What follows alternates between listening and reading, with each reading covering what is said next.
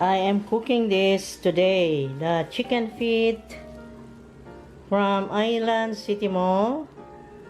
This is 70 pesos per kilo. And this, the total of this is 121.80 because it weighs 1 kilo and 740 grams. Yeah. Ito. So, I started boiling. Sorry guys.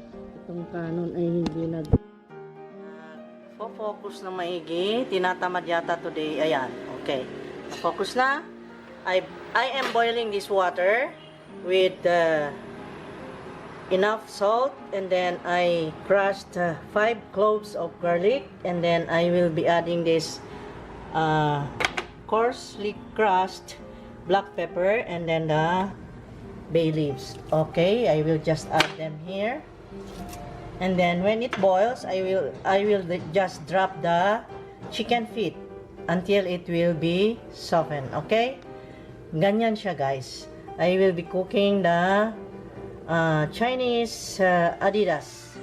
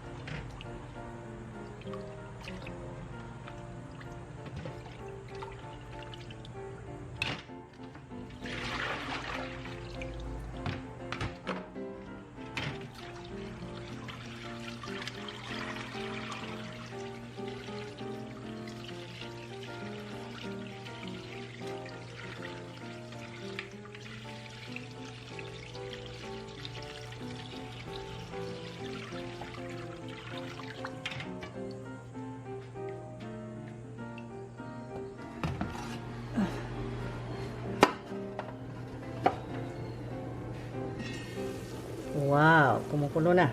Okay. Wrap this. Slowly. Oh.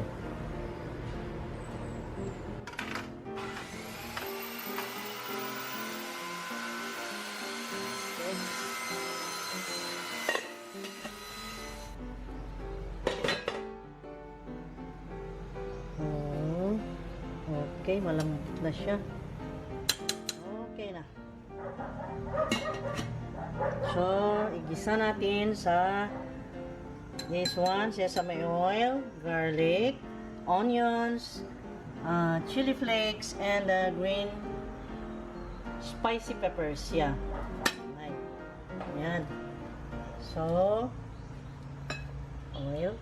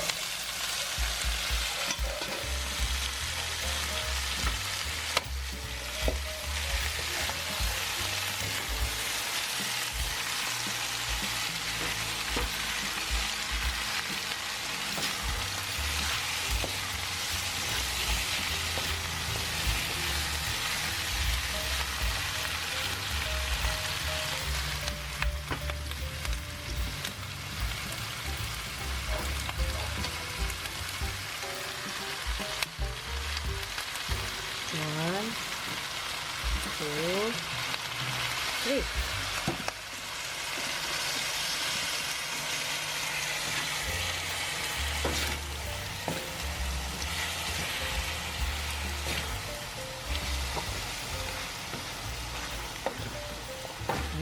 Bango ng Kikoman. Sarap to guys, kasi ang hinalo ko ay ang favorites soy sauce namin na Kikoman. It's a pure soy sauce. Here, look at this. This is a Kikoman naturally brewed soy sauce. Yan guys, masarap talaga ito. Subok na yan. Kaya yan ang gamit namin. Adidas. Don't you worry because the feet are clean. We bought these feet already cleaned up by the store people, the crew of Arturas, and then I boiled it for how many hours? See guys? That is clean and this is yummy. It looks like yucky, but it's yummy. No, it's not yucky, but it's yummy. It looks like yucky, but it's yummy. Wow, what a rhyme. Ayan guys, pinagpawisan ako guys. Tingnan nyo ako ha. Ang init dito sa amin guys. Kaya eto. Ha? Kita nyo ako? Ang pawis oh. Oo, butil-butil ng pawis. My God. Ang pawis ko guys. Di bale, nakaluto na ako ng masarap. Kain na tayo. Ang sarap guys. At ang bango ng sesame oil. Sesame oil ang gamit nyo guys para sesame oil will give the aroma that will make this dish an authentic Chinese dish. Yeah. My favorite chicken feet. Sarap guys. So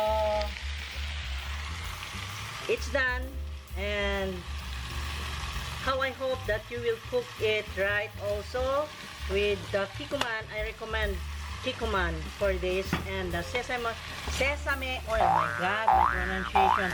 You must have to cook it with sesame oil, and then to be spicy, put the green pepper and the red